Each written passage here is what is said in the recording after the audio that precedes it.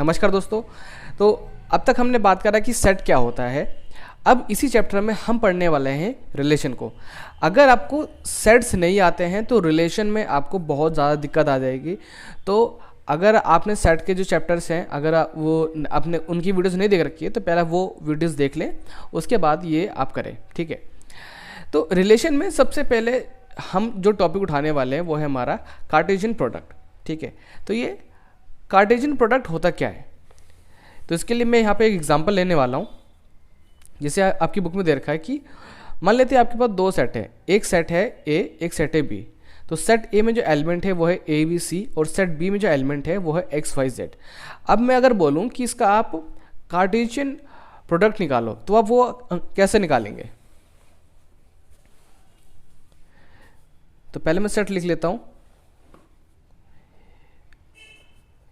A is equal to, अब ए के elements हमारे पास ए बी सी एंड जो हमारा सी बी है, बी है हमारे पास एक्स वाई एंड जेड, ठीक है। देखिए A B C and X Y Z. अब जब हम बात करते हैं कार्टेशियन प्रोडक्ट की तो उसमें हमें सबसे पहले ये देखना ज़रूरी है कि जो कार्टेशियन प्रोडक्ट है वो हमें किसका पूछा जा रहा है। मेरे कहने का मतलब है कि a इंटू बी का पूछा जा रहा है या फिर b इंटू ए का पूछा जा रहा है, क्योंकि ये दोनों ही केस में अलग अलग होंगे, सेम नहीं होगा।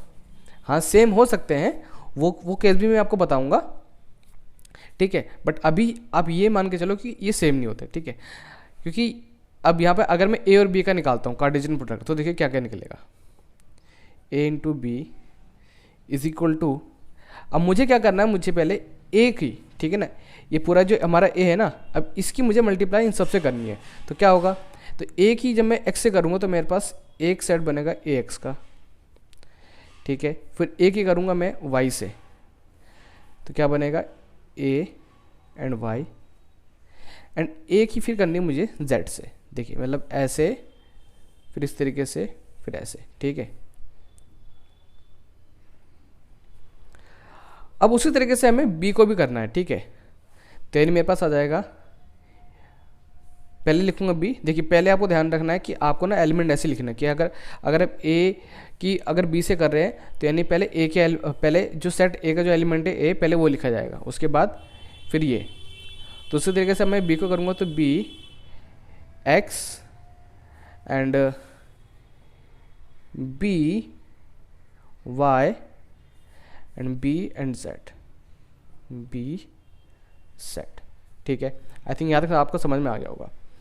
अब c की करेंगे हम, तो हो जाएगा हमारे पास c x c y c and z, ठीक है। तो ये है हमारा कार्टेशियन प्रोडक्ट किसका, a इंटू बी का, ठीक है। अगर हम a इंटू बी, अगर हम a इंटू बी सेट हम करते हैं तो उसका जो कार्टेशियन प्रोडक्ट है हमारे वो ये हो गए, ठीक है। अब यहाँ पे आप एक चीज़ ध्यान रखिए कि जब मैं b इंटू ए का निकालता हूँ, ठीक है। अब देखिए यहाँ पे डिफरेंस क्या होगा, a इंटू बी और b इंटू ए में। अब अगर मैं b इंटू ए निकालता हूँ तो अब मुझे उल्टा करना होगा, मुझे पहले x की मल्टीप्लाई इन सबसे करनी होगी। तो x की पहले मैं अगर a से करता हूँ तो आ जाएगा मेरे पास एक्स ए, फिर X B and X C and मुझे y को करना पड़ेगा Y A, Y B and Y C and then z की मुझे करनी पड़ेगी सी से, सॉरी z की मुझसे ए बी सी तीनों से करनी होगी। तो यानी z A, z B and z C. तो अब हम देखते हैं कि इन दोनों में डिफरेंस क्या है। देखिए जब मैंने a इंटू बी किया तो यहाँ पे देखिए जो फर्स्ट एलिमेंट हैं, जितने भी हमारे यहाँ पे फर्स्ट एलिमेंट हैं, चाहे वो सभी सेट के, देखिए सभी सेट के जो फर्स्ट एलिमेंट हैं वो बिलोंग करते हैं ए को, ठीक है। सभी सेट के जितने भी फर्स्ट एलिमेंट हैं वो बिलोंग करते हैं ए को, और जो सेकंड एलिमेंट है वो बिलोंग करते हैं बी को। और जब मैंने b इंटू ए करा तो देखिए यहाँ पर कि जितने भी फर्स्ट एलिमेंट हैं, जितने फर्स्ट एलिमेंट है देखिए X X Y Y and Z, ये यहाँ पे बी को बिलोंग करते हैं और ए को जो सेकंड एलिमेंट है वो। तो ध्यान रहे कि अगर इस तरीके से, ठीक है, अगर मैं कार्टेशियन प्रोडक्ट निकाल रहा हूँ, मान लेते हैं मेरे पास जो कार्टेशियन प्रोडक्ट है वो ये आया है, ठीक है, एग्जाम्पल के तौर पर मान लीजिए, तो यानी कि ये एलिमेंट इसका होगा और ये एलिमेंट इससे बिलोंग करेगा, ये ध्यान रखना। तो ठीक है, इनको यहाँ पे जो हमारे जो पेयर बने हुए हैं ना, इनको हम बोलते हैं ऑर्डर्ड पेयर। क्या बोलते हैं इनको हम? Ordered pair. तो यहाँ पर जो ऑर्डर्ड पेयर है वो कितने हैं? 1 2 3 4 5 6 7 8 9 है ना, और यहाँ पर भी 9 है। और अगर आप एक चीज़ और देखेंगे तो ये जितने भी ऑर्डर्ड पेयर हमारे बने हुए हैं, जितने भी ऑर्डर्ड पेयर हमारे बने हुए हैं वो क्या है? वो एक्चुअल में ए और बी के क्या हैं? वो सबसेट ही हैं। देखिए अगर मैं इसको देखूँ, ठीक है, तो ये भी क्या है? तो ये सबसेट है ना ए और बी का, ये भी सबसेट है। यानी यहाँ पर जितने भी ऑर्डर्ड पेयर आए हुए हैं वो सारे क्या हैं? वो ए और बी के क्या हैं? वो सबसेट हैं, है ना। अब ये जानते हैं कि क्या अगर हम दो सेट हैं, ठीक है, अगर उनके हम ऑर्डर्ड पेयर निकालते हैं तो क्या वो इक्वल होंगे? मतलब देखिए जैसे यहाँ पर तो इक्वल नहीं है ना, देखिए जैसे ये और ये इक्वल नहीं है। क्यों? क्योंकि यहाँ पे देखिए, यहाँ पर अगर मैं इसका फर्स्ट ऑर्डर पेयर लेता हूँ ए इंटू बी का, और यहाँ पे मैं बी इंटू ए का लेता हूँ, तो क्या ये इक्वल है? नो, क्योंकि देखिए यहाँ पे फर्स्ट एलिमेंट डिफरेंट है, अलग है, सेकंड भी। बट अगर मान लेते हैं कि ऑर्डर्ड पेयर के जो फर्स्ट एलिमेंट है वो इक्वल है और सेकंड एलिमेंट भी इक्वल है, तब उस केस में हम बोल सकते हैं कि हाँ कि ए इंटू बी इंटू ए हो सकता है। जैसे एक पेयर हमको दे रखा है एक्स और वाई, एक पेयर दे रखा है हमको ए और बी, ठीक है, ये हमें दो ऑर्डर पेयर हमको दे रखे हैं। तो अगर इस x की वैल्यू a के बराबर होगी और इस y की वैल्यू b के बराबर होगी, तभी ये क्या होंगे? ये इक्वल होंगे, ठीक है। जैसे अगर ये 3 4 है और ये भी 3 4 है, तब हम कह सकते हैं कि हाँ कि a इंटू बी और b इंटू ए इक्वल होगा। तो अब हम करके देखते हैं कुछ क्वेश्चन। जैसा कि आपको एक क्वेश्चन नज़र आ रहा है स्क्रीन पर, इसमें लिखा हुआ है कि if x plus 3 plus 1 and y minus 2/3 is equal to 5/3 and 1/3, then find the values of x and y। अब ध्यान दीजिए, इसने खुद बोला कि मान लेते हैं कि अगर ये जो पेयर हैं वो इक्वल हैं, यानी देखिए यहाँ पर जो पेयर है, यहाँ पे एलिमेंट कितने? दो एलिमेंट है, एक तो एलिमेंट ये है और एक ये है, और यहाँ पर भी दो है, एक 5/3 एक 1/3। अगर ये दोनों इक्वल हैं तो हमें x और y की वैल्यू बतानी है। तो अब खुद समझिए कि अगर ये दोनों इक्वल हैं तो यानी कि इसकी वैल्यू किसके बराबर होगी? इसके होगी ना, मतलब फर्स्ट एलिमेंट की जो वैल्यू है वो यहाँ पर भी फर्स्ट वैल्यू के एलिमेंट के, मतलब जो फर्स्ट एलिमेंट है उसी के बराबर होगी। तो मैं ऐसे लिख सकता हूँ कि x/3 plus 1 is equal to 5/3। अब यहाँ पर आपको ध्यान से देखना है, देखिए कुछ बच्चों को यहाँ पे जो कैलकुलेशन है वो इजी लगेगी, इनके जो फंडामेंटल्स हैं वो अच्छे हैं, ठीक है, बट कुछ बच्चों को दिक्कत आती है, तो आपको ध्यान समझना है। देखिए जब भी हम वैल्यूज़ को जब इधर से उधर लेके जाते हैं ना, तो साइन चेंज होते हैं। मेरे कहने का मतलब है कि अगर जैसे फॉर एग्जांपल मान लेते हैं, एक क्वेश्चन ले लेते हैं, ठीक है, एग्जांपल जैसे 1/2 प्लस 3/4 है, एंड यहाँ पर है हमारे पास 7/4। तो अगर मैं इसको यहाँ पे लेके जाऊंगा ना, तो उसका साइन चेंज हो जाएगा। देखिए जैसे यहाँ पे प्लस है तो यहाँ पे क्या होगा? माइनस, ठीक है, यहाँ पे क्या होगा? माइनस। और यहाँ पे अगर माइनस होता तो यहाँ पे क्या होता? प्लस। और मान लेते हैं कि 2/3 और यहाँ दे रखा 4, 2/3 और यहाँ दे रखा 4, तो 3 यहाँ पे देखिए, यहाँ पे क्या हो रहा है? 3 यहाँ पे हो रहा है डिवाइड। देखिए 2 और यहाँ पर ये साइन क्या, ये डिवाइड का साइन है, तो 2 डिवाइड बाई 3 यानी कि ये डिवाइड हो रहा है। तो यहाँ पर जब मैं इसको लेके जाऊँगा तो ये होगा मल्टीप्लाई, मतलब 4 मल्टीप्लाई 3, ठीक है, मैंने ऐसे लिख दिया, ऐसे देखिए 4 इंटू 3।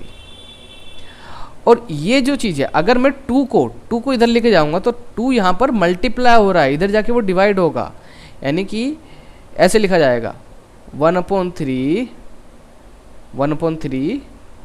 4 divide by 2। अब आप कहेंगे सर ये 1 कहाँ से आ गया, देखिए अब अगर मैं यहाँ से 2 लेके जा रहा हूँ, 2 मैं यहाँ पे लेके जा रहा हूँ, ठीक है, इधर, तो यहाँ पे कुछ ना कुछ वैल्यू रहेगी हमारे पास। इसको ऐसे समझिए, देखिए 2/3 और ये 4, नीचे यहाँ पे जूम कर लेंगे कि 1 है, ठीक है, यहाँ तक समझिए, यहाँ तक, ठीक है। तो जब मैं इसको सिर्फ मैं इसको यहाँ पे लेके जा रहा हूँ, इसको मैं यहाँ लेके जा रहा हूँ, तो ये यहाँ पे मल्टीप्लाई हो रहा है, तो यानी कि ये इसके डिवाइड में आएगा, ठीक है, ये इसके डिवाइड में आएगा, तो ये कितना हो जाएगा, ये 2 हो जाएगा। और यहाँ पे मेरे पास एक ही वैल्यू रह जाएगी, मतलब अब मैं देखो अगर मैं इस यहाँ पे सॉल्व भी करता हूँ, जैसे 2/3 को 2/3 4/1 दे रखा है, ठीक है, तो इसकी मल्टीप्लाई इससे हो जाएगी और इसकी मल्टीप्लाई इससे हो जाएगी, यानी कि मेरे पास क्या आ जाएगा 2 और 12। सेम एज यहाँ पर भी देखो, अब देखो यहाँ पर मेरे पास कितना आ गया 2 इंटू 2 इज इक्वल टू 12, तो यहाँ पे कितना आ जाएगा मेरे पास, 2 की मल्टीप्लाई 1 से करूँगा 2 और ये आ जाएगा 12। देखिए दोनों केस में सेम आ रहा है। अगर अभी भी दिक्कत है तो ये क्वेश्चन मैं करा रहा हूँ, आपकी जो प्रॉब्लम है वो दूर हो जाएगी, ठीक है। अब देखिए यहाँ पर ये जो चीज़ है वो प्लस हो रही है, ठीक है, अब मैं इसको जब इधर लेके जाऊँगा तो क्या हो जाएगा माइनस, तो 5/3 - 1। अब मुझे 5/3 में से माइनस करना है 1, तो उसको मैं कैसे करूँगा, देखिए यहाँ पर मैं जूम कर लूँगा 1, यहाँ मैंने ले लिया 1, ठीक है। क्यों लिया मैंने 1, क्योंकि देखिए अगर मैं लिखता हूँ 2, ठीक है, अगर मैं 2 लिखता हूँ, अब 2 के नीचे मैं 1 ले लूँ, तो 2 के नीचे 1 का मतलब क्या है कि 2 भाग हो रहा है 1 से, तो 2 को अगर आप 1 से भाग करोगे तो 2 ही आएगा, तो यानी कि मैं 2 के नीचे चाहे मैं 1 लिखूँ चाहे ना लिखूँ वो 2 ही रहेगा।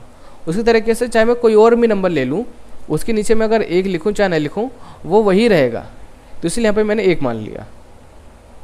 क्यों मैंने माना, अब देखिए समझिए, अब मुझे माइनस करना है तो 3 की मल्टीप्लाई मैं 1 से करूँगा कितना आएगा 3, 5 की मल्टीप्लाई मैं 1 से करूँगा कितना आएगा 5, 3 की मल्टीप्लाई करूँगा 1 से कितना आएगा 3 और ये माइनस। अब दोबारा समझिए, मुझे माइनस करना है तो पहले मैं नीचे वालों की मल्टीप्लाई कर दूँगा, 3 आ गया, ठीक है, फिर मैं 5 की मल्टीप्लाई करूँगा 1 से, तो 5 1 = 5, 3 1 = 3 नीचे और बीच में माइनस।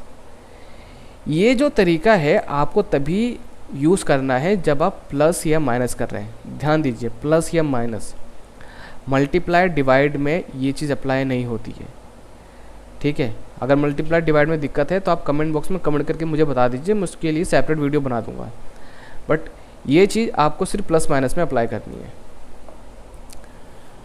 तो x/3 ये आ गया हमारा 3, तो यानी 5 - 3 यानी 2, ठीक है, यहाँ तक समझ में आ गया।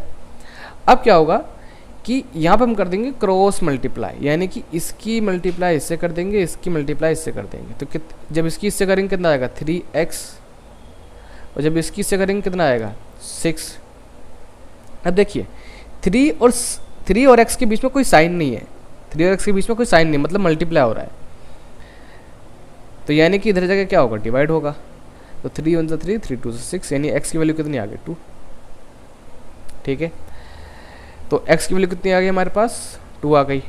अब हम निकालेंगे y की वैल्यू, तो y की वैल्यू के लिए हम ये जो है इसके इक्वल में रख देंगे,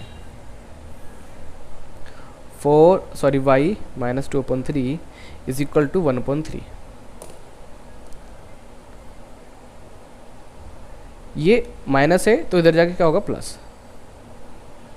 देखिए अगर आपको फ्रैक्शन में दिक्कत आती है प्लस माइनस मल्टीप्लाई डिवाइड वगैरह करने में, तो आप मुझे कमेंट बॉक्स में कमेंट करके आप ज़रूर बता दें, मैं उसके ऊपर सेपरेट वीडियो बना दूंगा। हाँ देखिए कुछ बच्चों के जो मैथ्स के जो फाउंडेशन होता है वो एकदम अच्छा होता है, ठीक है, तो उनको दिक्कत नहीं होती है, बट कुछ बच्चे ऐसे होते हैं जो अभी BCA में आए हैं, ठीक है, मतलब उन्होंने कभी पहले आर्ट साइड ले रखी थी और उसमें मैथ तो थी नहीं, अब वो अचानक से अब इसमें आ गए हैं, ठीक है।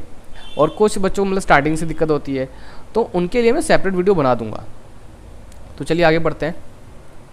तो ये माइनस यहाँ पे प्लस होगा। अब देखिए जब भी हमारा डिनोमिनेटर सेम होता है ना, डिनोमिनेटर सेम होता है, तो अब सिंपल क्या करें, डिनोमिनेटर सेम है बस, तो वो लिख दिया आपने, और ऊपर वालों को प्लस कर दो। देखिए जैसे अब यहाँ पे देखिए कि डिनोमिनेटर सेम नहीं है, डिनोमिनेटर सेम नहीं है, तो उस केस में जो मैंने ऊपर तरीका बताया वही इस्तेमाल कीजिए। पहले इसकी इससे मल्टीप्लाई कीजिए, इसकी इससे और इसकी इससे, ठीक है। बट यहाँ पे डिनोमिनेटर सेम था तो मैंने वैसे ही लिख दिया।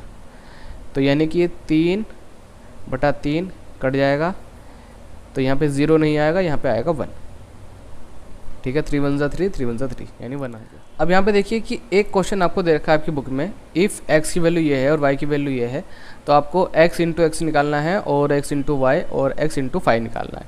तो पहले हम x इंटू एक्स निकालेंगे, ठीक है। पहले मैं सारे एलिमेंट लिख लेता हूँ। तो x की वैल्यू मेरे पास है, मतलब x के एलिमेंट है मेरे पास a b and c, and y के एलिमेंट है मेरे पास 1 2 एंड 3, ठीक है।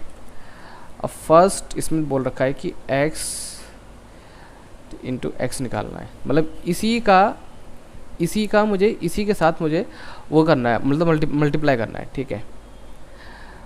तो अगर मैं इसी की मल्टीप्लाई अगर मैं इसी से करूँगा तो देखिए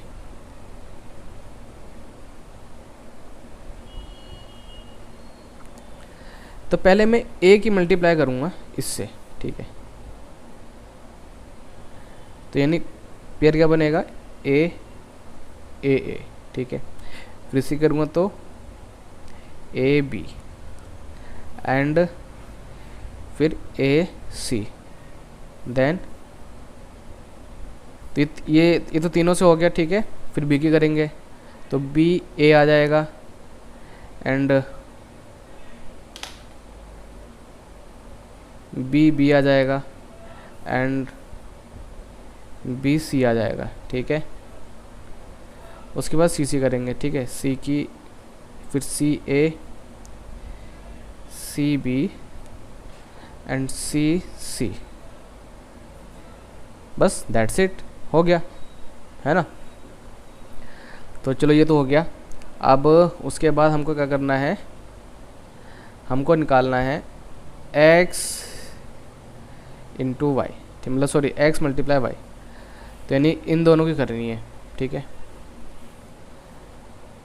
तो पहले मैं एलिमेंट लिख लेता हूँ, है ना। और ये रहा हमारे पास y 1 2 एंड 3, तो यानी कि x मल्टीप्लाई वाई, यानी कि पेयर बनेगा a1 and a2 and a3 and b1 b2 b3 and c1 c2 and c3, ठीक है। और ये हमको क्लोज कर देंगे, बस दैट्स इट। अब हमें x की करनी है 5 से। अब जिन लोगों ने चैप्टर जो मतलब सेट्स की वीडियो नहीं देखी है तो उनको अब दिक्कत आने वाली है। देखिए 5 की जो एलिमेंट होते हैं वो क्या होते हैं, उसमें कोई एलिमेंट होता ही नहीं है। तो अगर मैं उसकी मल्टीप्लाई इससे करूँ तो क्या आएगा, मेरे पास 5 ही आएगा, है ना। मेरे पास क्या आएगा, मेरे पास 5 ही आएगा। देखो मैं आपको दिखा भी देता हूँ।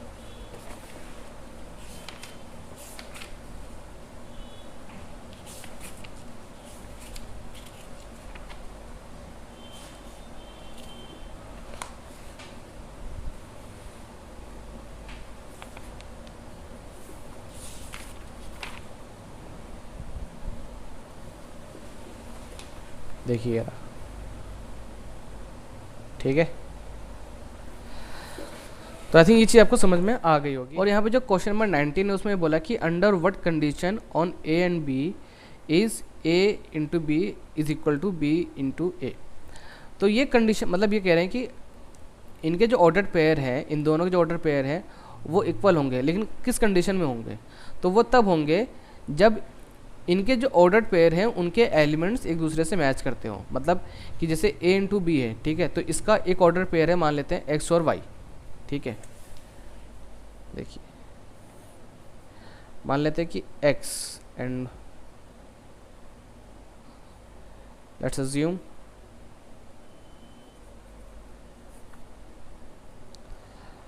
assume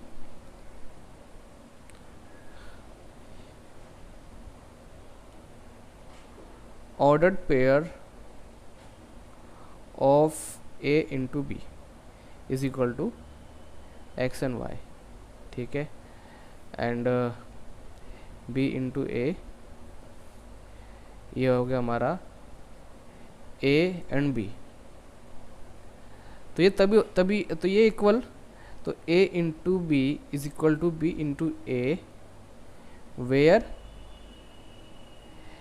x is equal to a and y is equal to b। यानी कि जब ये एलिमेंट जो है ना, ये एलिमेंट इक्वल होंगे, फर्स्ट एलिमेंट इक्वल हो फर्स्ट एलिमेंट के और सेकंड एलिमेंट इक्वल हो सेकंड एलिमेंट के, ठीक है, दैट्स इट। हाँ, अभी जो 20 वाला है ना, ये मुझे समझाने के लिए मुझे इसमें कॉन्सेप्ट है, मुझे पहले वो समझाना पड़ेगा, ठीक है।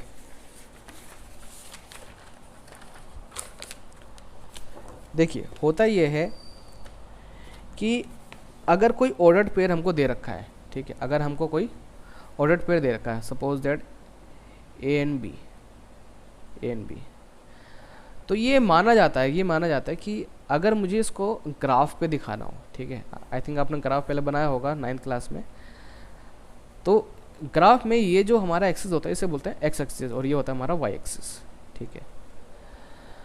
तो ये वाला जो एलिमेंट है वो डिनोट करेगा एक्स एक्सिस को और ये करेगा वाई को, ठीक है, मतलब ये जो है वो एक्स एक्सिस पर होगा कहीं ना कहीं और ये जो बी है वो वाई पर होगा कहीं ना कहीं, ठीक है।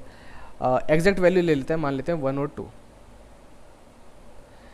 तो यानी ये ले लिया हमने 0 1 2 3 और ले लिया हमने 1 2 एंड 3, ठीक है। तो यहाँ पर आपकी बुक में मान लेते हैं कि एक ऑर्डर्ड पेयर है हमारे पास इस तरीके से 2 एंड r, ठीक है।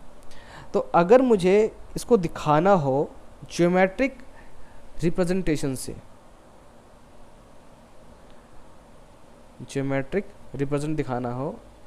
रिप्रेजेंटेशन इसकी दिखानी हो मुझे, तो कैसे दिखाऊंगा?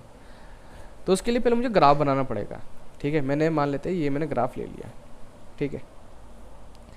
तो यानी कि जो 2 होगा वो कहीं एक्स एक्सिस पर होगा, मान लेते हैं कि ये 1 ये 2 ये 1 एंड 2 3, तो इन 2 हमारा ये रहा है ना। अब ये r y पर होगा, बट ये पता नहीं कहाँ पर है। तो अगर मुझे इसको अगर दिखाना तो मैं इसको ऐसे दिखाऊंगा, इस तरीके से, ठीक है। अब यहाँ पर मैं किसी से इसको मिला नहीं सकता, यहाँ पर ऐसे मैं इसको मिला नहीं सकता, क्यों? क्योंकि यहाँ पे r हमको पता ही नहीं है ना कि उसकी एग्जैक्ट वैल्यू क्या है। अगर मान लेते कि r भी हमारा 2 होता तो मैं ना इसको इस तरीके से दिखाता, फिर इस तरीके से, ये 2 हो गया 1 2 एंड 3, ठीक। तो इस तरीके से दिखाता मैं इसको, इस तरीके से ये, ठीक है।